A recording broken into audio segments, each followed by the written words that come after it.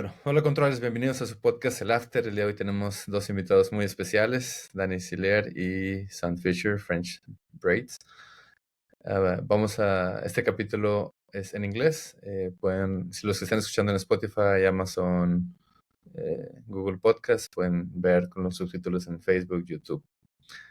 So, okay, let's start, guys. So, welcome to El After, this musical podcast. It's an honor to have you here. Thank you for having us. Gracias. Happy Thank you. Okay, so let's start a little bit of introduction. First, Danny, if you can talk a little bit about your career, how you started in this musical career. Of course. Pues nada, my dad is from Chicago, pero mi madre es de Barcelona, de España, entonces por eso vivo en ambos mundos, and I try to express that duality throughout my entire artist project. My project actually started, my plan was not to be a musician throughout my whole life, but come like 2020, I went to college with an amazing artist producer named Baird and another great producer named Will Van Zant, and they took me under their wing. And through those two, I ended up developing my whole artist project and then never looked back. So it's been about 3 years now, and I'm grateful for every day I get to meet cool guys like French Braids over here, like you, Flash, and yeah, don't want to get too in depth, but just for a little bio, that's something quick. Yeah, that's great that you have like both words in Spanish and English. Actually, a fun fact is my mother is from Chicago also, so Let's go. so that's the reason I speak a lot of English. Yeah. It's definitely, Chicago's a super diverse place as well. So is Barcelona, honestly. Very international cities. So I was surrounded by, people from all sorts of places. So especially being a Spanish speaker in Chicago, there's a huge Mexican community. Some of my best friends were Dominican, another Spaniard, another and a couple Mexicans as well. We had like a little family there, family friends. So it was beautiful growing up there. Okay, that's great that you're in a in a very international cities, both of them. As you can see, there are the capital cities. You have everything over there. You don't need to travel to someplace else. So yeah, you can give a more introduction about yourself. How you started your first approach to music? Yeah, for sure. So I ended up actually making music only in Spanish because I was surrounded by American speakers. I was studying in college on the East Coast of the US, in the state of Rhode Island. And so there weren't too many Spanish speakers around me in that college. So because I was just starting out, I didn't want anyone around me to know what I was making or like what I was writing it about. So it was like kind of like code for me. And then once I released it, I started finding my audience, and it was a lot mainly Spanish speakers as well. And then as I got more and more comfortable with music that I was making, then I was like, okay, now I don't just have to, I obviously want to keep making music in Spanish, but I don't have to revert to it as like a mask, like I can also express myself in English because that's a big part of my identity, just as big as my Spanish side. So that's where lyrically I started to dive into both waters. And then and truly, express myself as honestly as I can. And sometimes that happens in Spanish, sometimes that happens in English, but I try not to be too calculated about it. If it comes out as one language, I just roll with it. And if it comes out as the other one, I just roll with that as well. And then after I left, that was like during COVID, after I left the East Coast, I just started traveling. Like I was saying before we started the podcast, like I was traveling to Spain, Miami, New York, LA, Mexico City, Barcelona, Madrid. Those were like the cities that I was bouncing around in. And there, not only was I making music in both languages, but I was working with people from different countries, and in each of those countries, they had their own way of expressing themselves too. So that was, in addition to language, stylistically, there were also a ton of influences from all over the world, especially like English speaking and Spanish speaking world. So you get such different flavors from all those places, and working with incredible musicians and producers and artists. And so up until now, my projects have been, my first project was like more heavily in Spanish. My second one was like 50-50. And now I have a few things ready to come out. I won't say too much, but it's also continuing to develop that voice more and more. And I can't wait for those, like the last year of work, to start rolling out again. I mean, you can see at the start, the release with French Braids of EGODEATH was my first release in like 9 months. And so that was like the first one after that period where I was just locked down working on as much music as I could. That's great. Yeah, we're looking forward to hearing this new material, new music. And how do you learn how to sing? I hear a lot of your tracks, and I really like your style, because you may have a big mix of styles. Yeah, thank you. I attribute most of my singing to my family, like just being born into it, because a lot of it is natural. But then also driving to and from football practice, so like soccer practice, because I played fútbol toda la vida. That was what I was doing. That's when I was in college. Like that was my life. It was footy and school, and then music was like something I liked to do until it became my career. But I used to have to drive an hour to and an hour back from practice, and I would just listen to the radio and sing the entire time. So just try to like match the voices of the people on the radio. So even though I was in choirs and I did like voice lessons and stuff, I still think that most of my like foundations of vocal performance are just from like singing along in the car, literally. Oh, that's great. That inspiration. And well, I also love football, since I'm here in Monterrey. Monterrey, my city, is a very football culture. Like all the stadiums are crazy. Like in Spain, you have like a big musical culture. What team do you support? Tigres. It's called Tigres. It's here in my city we have two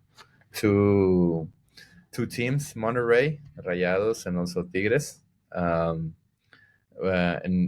this city is like a religion. Like in Spain, like every weekend the stadiums are full. A lot of people is over there, and yeah, here. And also the derby is on the 20 something of this month, like 23, 24. I don't recall. Oh, that's Actually, great. I have a vintage Tigres jersey, the yellow one. Yeah, You're it's kidding me. I swear, it's in my. I won't even get it in my closet, buried in there, but it's in there. I got it as a gift from a friend from Monterrey. Oh, that's great. Next time when I see you in LA, I'm going to give you the new one so you can. Oh, Oh, that's great. Oh, and now let's talk a little bit with Sean so he don't get bored here.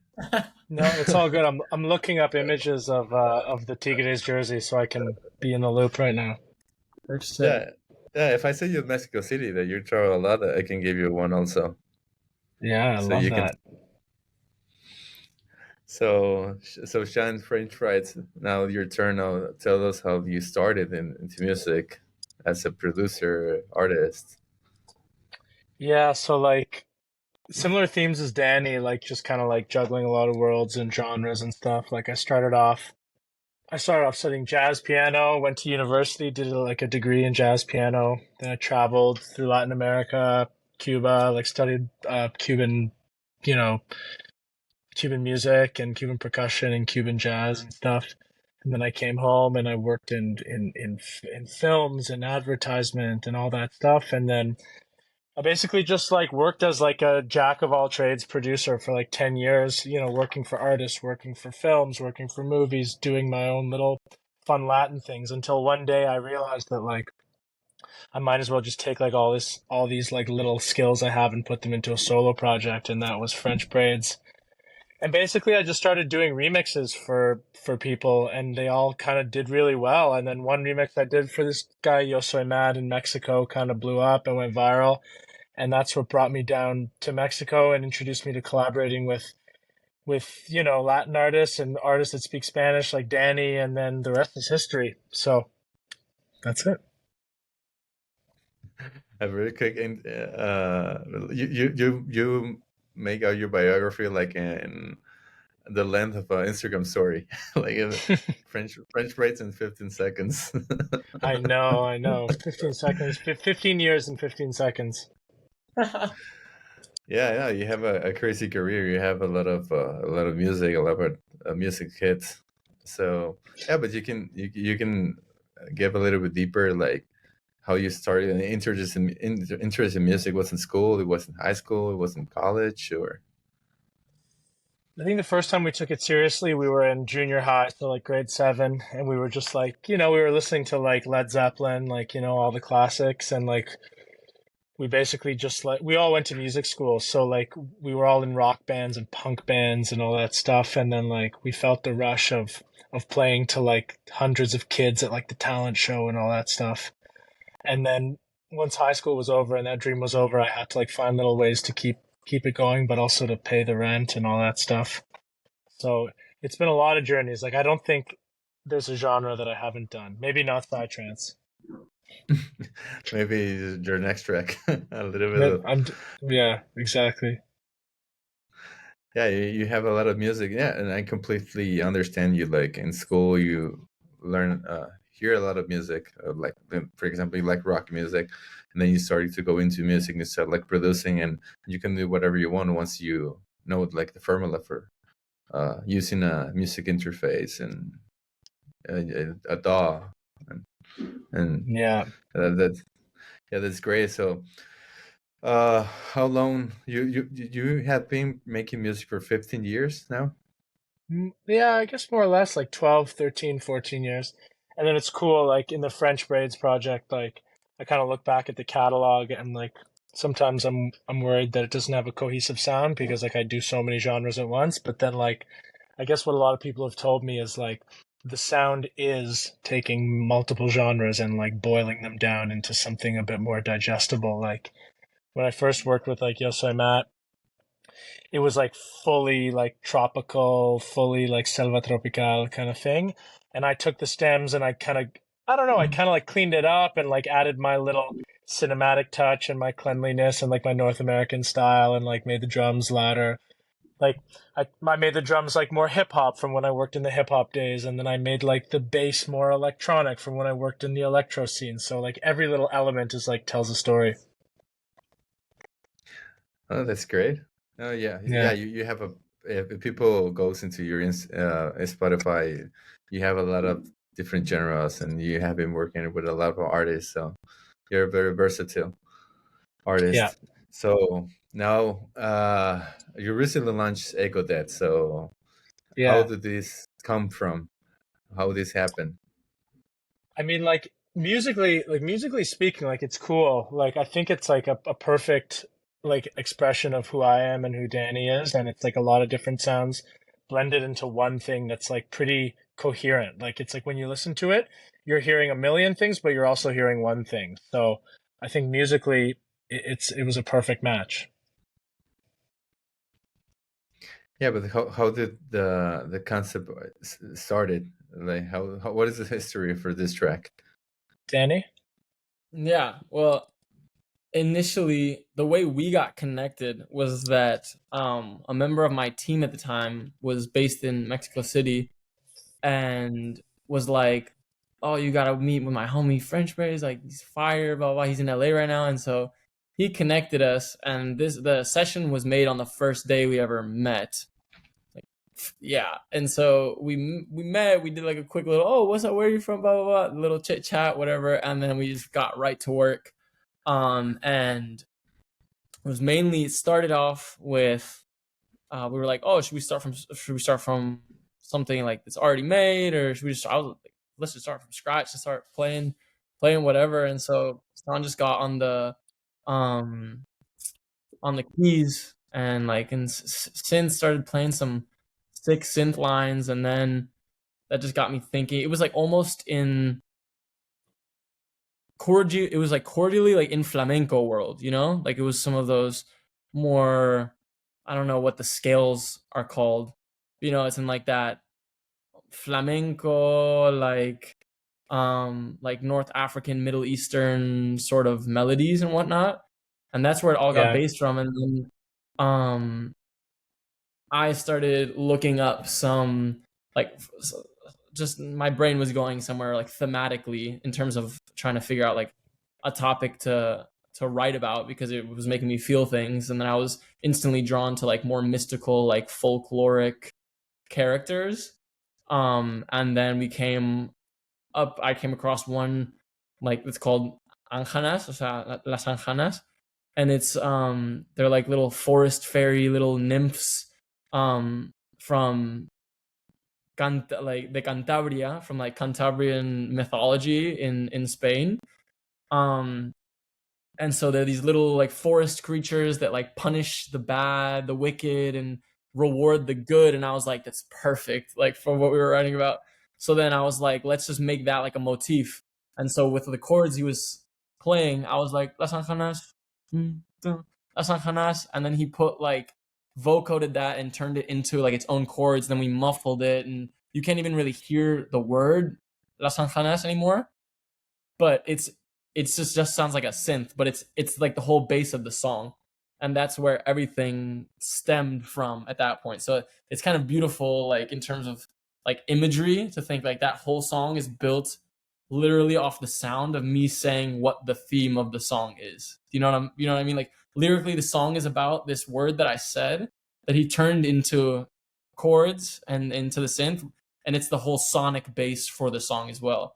And then from there, we just started building layers and layers. And it's what I love about the song is that there's not really like sections, like there's not a verse, pre-chorus, chorus. Like it's structurally super weird, because it's just like a bunch of, it's just like rolling with the vibes the whole time, like just from section to section to section. And I was like, at one point the drums came in and he was like, you need to spit here. He was like, this needs to be like more rapped, because it like a bit more rhythmic delivery.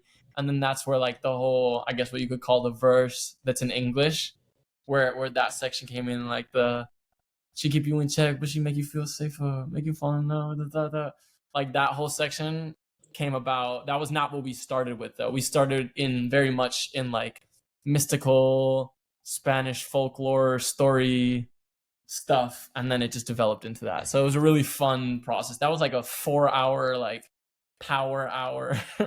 We were going in, super fun. Yeah. Oh, that's great. And all of this happened in Mexico City? This was in LA. LA. Yeah, he was visiting, or he was in town for a bit, and so we linked up while he had been in LA, or had been in Mexico City. I think, I don't know, I don't want to speak for you, but you were in LA at that time, I think. I hope, unless I was deranged at the time. And all the track was just done in one session, and then you make all the recordings, and everything was done in like 2 hours. Yeah. Oh, that's crazy.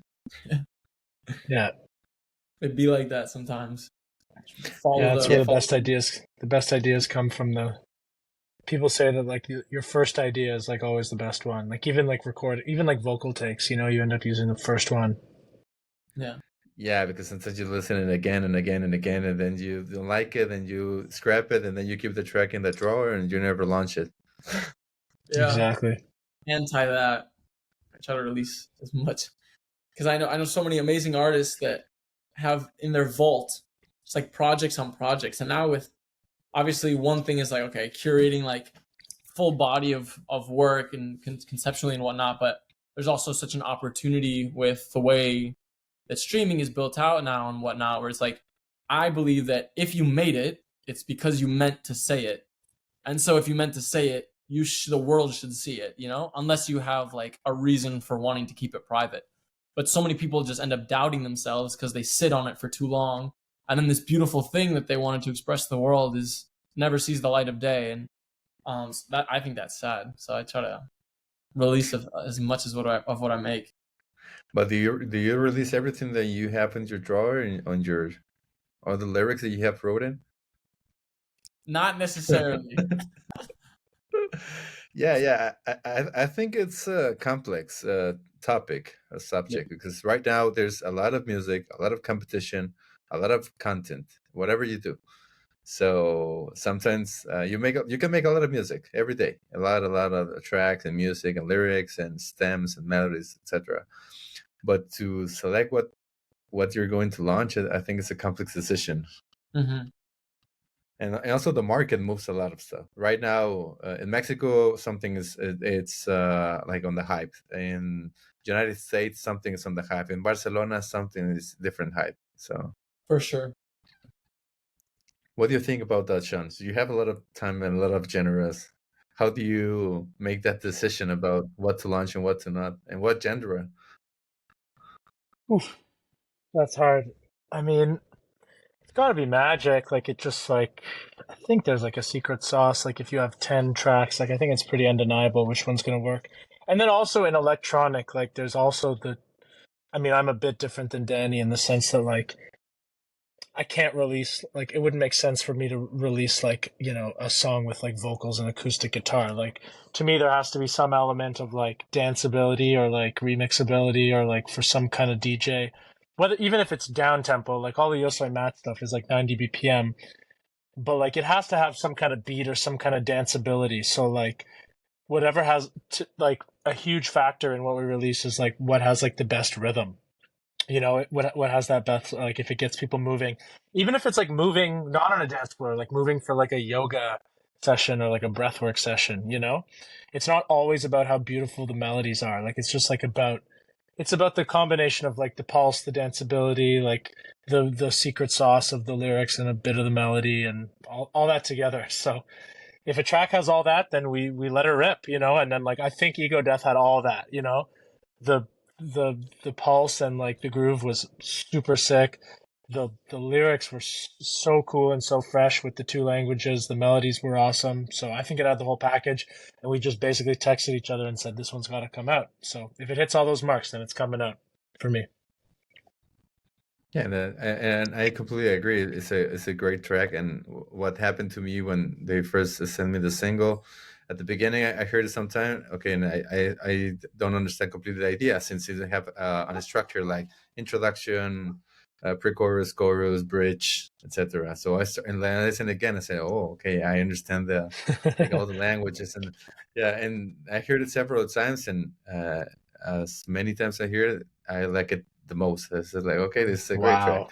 Yeah. Oh, thank you. That means a lot. Yeah, it's cool. The abstract structure is something that like if the structure is too predictable, like if you're writing for radio, that's one thing. But if you're just trying to make art, if I'm listening to something and like I hear the formula in the structure, it kind of takes away the magic. Like it's kind of cool to just have like an abstract piece of like an abstract beat, you know, that just goes and flows and does its thing without like taking you on a predictable journey. Yeah, what I love about this one, what you just said there, an unpredictable journey. I think the song is very much a journey, and that's what I love about sonically how it's related to the theme, because of the theme that I was telling you about, you know, this creature that like punishes the bad and rewards the good. And as soon as we started making the song, I literally felt I wanted it to feel like you were like running through a forest, like from this like mythical creature that's chasing you. And that's why it's so like chaotic in the beginning. Like, you know, you come through leaves, whatever, and imagine like a movie and you're running away from this thing. And then you can see it the whole time. And then we get to the bridge section where it's like, don't look up, she's watching every move. And it's like completely calm. It's like, okay, you just hid behind a tree and it doesn't know where you are anymore. And you're like, okay, maybe I'm safe. And then it finds you again. You got to keep running. So I wanted it to feel very much like cinematic in a way there, like that journey element where it's just like winding through an unpredictable field. And that's what I loved about this one. It was very visual. Like I feel like this could be the soundtrack to like so many different things, like a video game or like a, I don't know, movie or something. Like it could be synced up with so many different visuals. Yeah, it feels like a movie in and of itself. Like just listening to the song feels like a movie. Yeah, that's for sure. Yeah, it's a good listening experience. I hear it, and several times, like all day. I said, okay, since I understand both languages, it was like, okay, this message in English, this message in Spanish. Yeah, I think it's a great track, and I see like very good numbers along since it was launched, and I think it was a very good mix and release, and I hope it gets the top charts for this track. We hope so too. For Danny and for Sean. Yeah, and more a question for you, Sean, since you make more electronic music. What do you think about the tracks for the dance floor and tracks for Spotify or streaming? What do you mean? I mean, like, when you make a track, an yeah, electronic track, yeah, and you hear it, and you can classify one before it's launched, like, okay, this track is for the dance floor, or this track is just for streaming. yeah. I mean, it's hard. Like, I'm not actually. I'm like producer first, DJ second, whereas like a lot of guys and girls out there are DJ first and producer second. So like their priority when they're making a track is like, is this danceable? Whereas most of the time, I'm just like, I'm listening for just like that, like magic sauce, like that, just like shiver, frisson, moment. So it's hard. Like I think streaming qualities is probably comes first for me, because like that's more than just streaming. That's like listening. It's like, can you listen to it in the car? Can you listen to it when you're going for a run? Does it make you feel emotions? Whereas like dance floor is important, but like you're not dancing 24 hours a day. You know what I mean? Or some people aren't. Yeah, but music also is a very subjective experience, and I know that some tracks are for listening at the dance floor, and some tracks are in the club, and some tracks are listening in your house while you're driving or before sleeping or something more calm. Yeah, most of my tracks are not actually like full dance floor tracks. Like they're like rhythmic and they're on tons of like, poolside playlists and like, morning yoga flow and all that stuff. So it's dancing, it's moving, but it's not necessarily like club, 120, like, party and drugs music.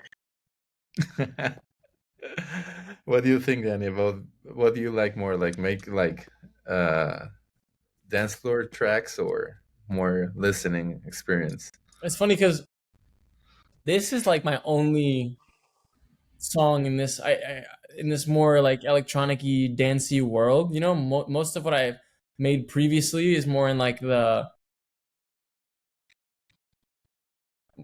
more, I don't know, I guess like R&B, like indie pop world. And what I have coming up is like a mix of like música folclórica and like American folk and like more R&B, as well as like some more electronic stuff.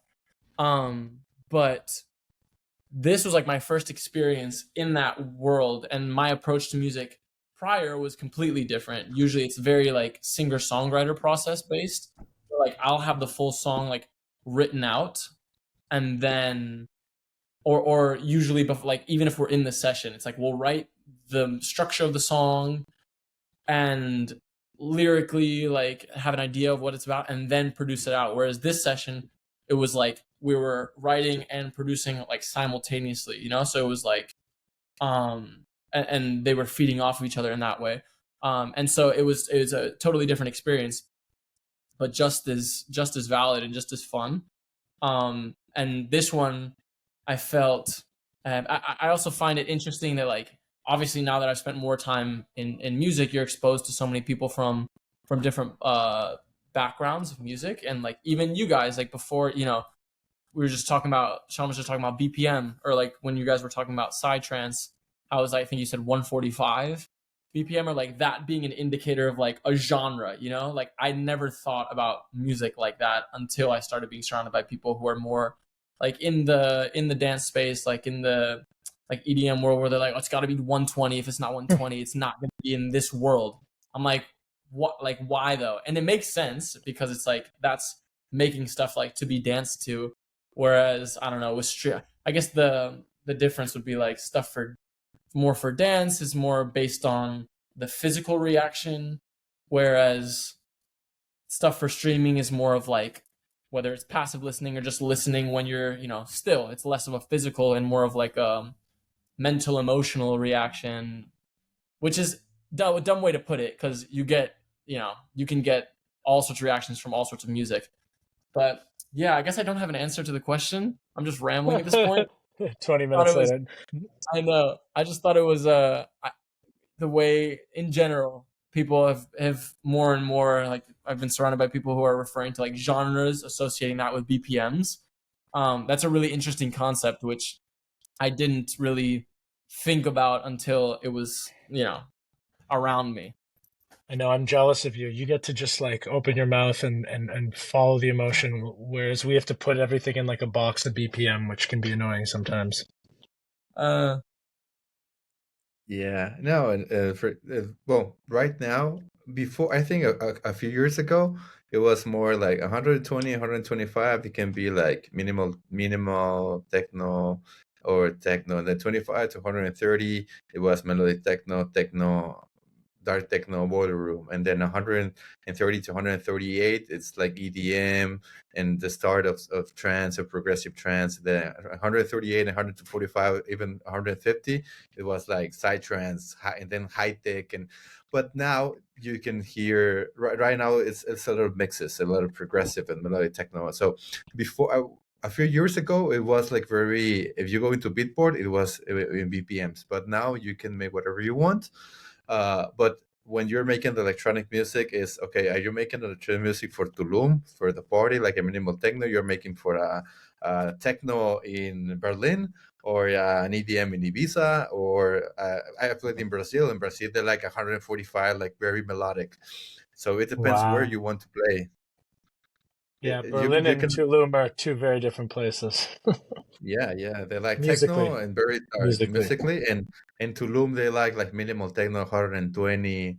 Like they call Tuluminati right now because it's like 120. I know the Tuluminati. For you, but for you it's great, Danny, because sorry, go on. No. What? Complete your phrase. No, I was just gonna say there's like a playlist on Spotify called Tulum Vibes, and like we didn't choose this, but we're on it like 5 different times. Like we are Tulum Vibes. It's crazy. That's a great place. It's a great scene, and they have a lot of party there. Yeah. Yeah, for you, Danny, is if you want to make an electronic music, you need to make like a hook, like people can sing it along the track, and it needs to be simple. R&B, I think, is more like because I love R&B. I like Neo, I like Boyz II Men, I like it's more like singing experience, and in the electronic music is if you see the lyrics, they're very small.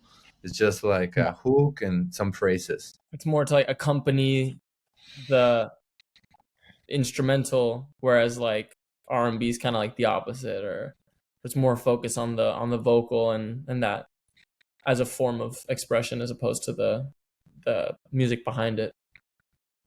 Yeah, they're very different worlds, but now it's a merge, and I like a lot the result of that experience between Sean and you, Danny. And why EGODEATH? Because I saw the name, it was like, why? I guess that word in particular came about when in writing that verse, now you're possessed, that's EGODEATH. It's kind of like we're equating this character, this like mythological being, as like, let's say someone I'm in love with, or in a crazy toxic relationship with, where I'm like, I know this person is bad for me or great for me, just like that manic aspect of it. But either way, I have no control of myself anymore. And it's kind of like when you're on some sort of hallucinogen or a psychedelic drug, where it's like, okay, you're kind of like, you lose control of yourself and you enter this state where you're like neither dead nor alive, and you're like, okay, I have no control over this. All I can do is kind of like be along for the ride and react to whatever is going on around me. So it's kind of like being so enamored by someone and so afraid of them at the same time. Maybe that's like a love hate. You're like, get me out of here, but I kind of love it here as well. To the point where like you kind of feel possessed by some drug of sorts, and then you reach that kind of like ground zero where you're like, all right, now it's time to get back to reality with this new perspective of life after that whole experience of like an ego death of sorts. But it was also just that matched the vibe of, you know, that whole journey that we were taking. So we were just like, let's run with it. And when you started writing the lyric, well, you told me the process that you like meet up in LA and you start the music, or you start this track in the music session. You already have like some lyrics, or you started when Sean hit you like a beat, you started like improvising or writing, or what was that process? Yeah, that was all from scratch. We didn't have anything set up for that day. We kind of just met up, saw what the vibes were, and just started cooking. It was all impromptu, nothing, or I wasn't like, I want to make a song about this, especially for this type of song where it's like, again, it's like more of the journey, more of the vibe, instead of me being like, I have this deep yearning to express this theme. Like, it wasn't like that at all. It was more so like, this feels right, you know? What I'm saying feels right. Let's just run with that vibe instead of overthinking it. Oh, that's great. It was a pretty good session, like very productive. Yeah. Yeah, it doesn't Yeah, because always doesn't always happen that way. yeah, it's difficult because sometimes I think it happens to you also that you go into studio, you want to make some music and you don't have like the vibe, you don't have the like the feeling, and yeah, this is something else. Mm. Yeah, we got lucky, or maybe it wasn't luck. We're just like that. That's it. Yeah, you were in the inspiration. Oh, this great. So yeah, this track I really like it. I like you have like different markets: English, Spanish market, electronic music, a fusion between Latin music, house, a little bit of flamenco. So you have a lot of elements in this track. Yeah. And for example, if you see that this track has a lot of potential, would you make a remix for the dance floor? I mean, like, I wouldn't personally do it. Like, it's supposed to be pretty danceable, but I guess it's kind of slow for it to be technically like a dance floor song. I think it's like 112, 113 or something. But yeah, I'd definitely be into giving it to someone to do a proper like house, like 120, Yeah, 125. that's just like another point, like we were talking about with all these different like ingredients in it, you know. What I'm most excited about is the song is like super unique. So even though the song released like whenever it released, like last month, I'm excited to see how it kind of like finds its pockets, you know, and how it's out there now, like it's out of our control. And so I'm excited to see like how it grows on its own. And I mean, I have some DJ homies out here in LA that at their sets, they'll surprise me and put it on there, and they just make their own remixes to it, and it sounds amazing. You know what I'm saying? It's such a vibe, but it's like, it's kind of beautiful that's like, we didn't make that, you know, like it found its pocket, it resonated with them, and then hearing their take on it is super, super cool as well. But yeah, I'm excited to see how this one grows and develops over the next years. Yeah, sure. Yeah, DJs are very creative, and we have a lot of AI tools that you can put the track in with into artificial intelligence to get the vocals and do a mashup, and you have like a new dance floor version. Hell yes. Oh, that's great, guys. Yeah, so well, it started like a small talk in almost 40 minutes. Just a little bit of background. Yeah. That went by fast. Yeah, it's been pretty fast. Yeah, I would love you to have you like individual episodes so Danny can talk all your music career and how he started. Also, you, Sean. Sure. Looking forward to have a solo episode with each one of you. I travel a lot to Mexico City, so we can send a message, and I hope we see you there. Also, Danny, I need to go to LA. There are a lot of our DJs and artists over there. So. Yeah, and I want to go to Mario Land in Universal Studios. So. Oh, you know what? My friend was just like, "We're going tomorrow." I can't go tomorrow, but I almost went to Universal Studios tomorrow. I still haven't been in the California one. Yeah, you should go. I went to Orlando in May, Yeah. and now I want to go to LA to the Mario Land because the other option is Japan, and so it's a little bit far. So That's a little far, yeah. Just a little. LA, yeah, LA makes more sense. Well, guys, thank you so much for your time. It was a pleasure to have you here in my podcast, El After. The invitation is open for a new episode, like to talk about your careers, and I'm going to share in all my social media the EGODEATH. I also I play the guitar, so I make arrangements. I'm going to see if I can put some guitar and upload it as a reel on my Instagram and Facebook. That would be awesome. Yeah, it's what I offer to a little bit of background. I make psytrance music, but I love to play the guitar. Like since 22 years playing the guitar, so I make like reels and put in my background and put like some guitar solos. I'm going to see if it fits. If it fits for sure, and I'm going to tag you and everything.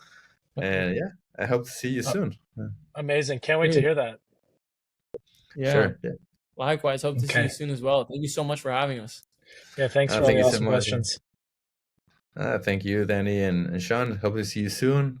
And let me switch to Spanish. Bueno, a todos los que vieron o escucharon este capítulo del After, denle like, comparten, sigan a Danny y a Sean con su proyecto de French Fries. Aquí les voy a dejar la liga. Escuchen el track, reviéntelo y nos vemos en el próximo capítulo.